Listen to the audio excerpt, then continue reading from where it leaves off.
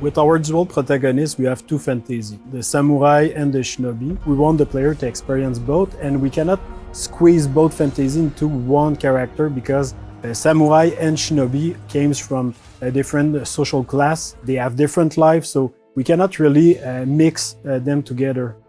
The historical character of Yasuke presented a really exciting opportunity for the narrative team. We approached it in the same way that so much of the work is done on Assassin's Creed, which is really in terms of research and history first. Not a lot is known about him, but what we did know, or we do know, is that he arrived in Japan in 1579, right when our game starts.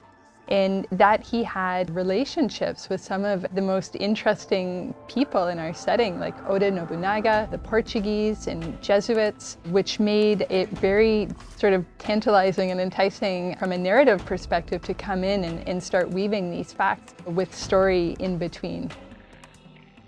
The more we read about the character, the more he was inspiring for us. He's a foreigner discovering Japan, and we thought it's the perfect fit because he's discovering Japan and you are discovering Japan also.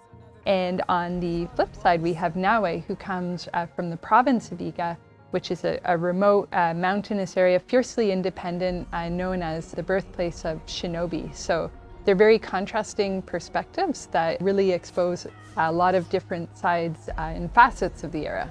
When Oda came, he completely destroyed Iga. You have Yasuke and Oda that coming to destroy the shinobi. So it can kind of create this interesting tension between two characters. We were able to connect her to the province of Iga and the legendary Igan shinobi historical figure, Fujibayashi Nagato, who's her father in the game. So we understand why she has the skills that she has and the values that she learns from her father in the people of Iga, which are valor, benevolence, and wisdom. And as a young person still at the start of the game, we get to see now we acquire even more of that wisdom as the story unfolds. And if you ask anybody, it's super clear that samurai will be combat heavy and a shinobi will be stealth heavy. It creates this distinction right away.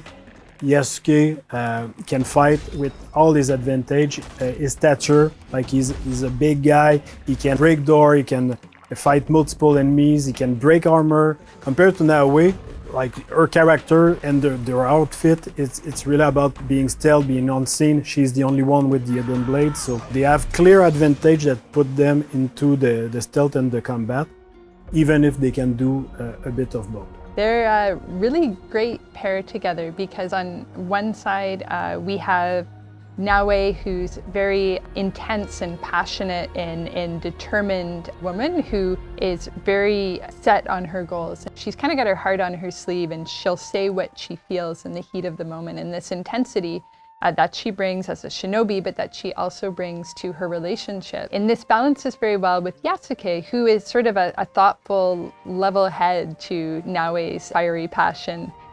We really thought about somebody like Yasuke historically who was able to come to Japan and have the life that he did there, to enter service for Oda Nobunaga and achieve all of the things that he did. Like, what kind of person would go through all of this? So our Yasuke is very intelligent, thoughtful, and respectful of this culture that he encounters, and that makes him a very nice sort of counterpart to Naoe. He's a bit mysterious as well, and that's something we get to see unfold as the game progresses.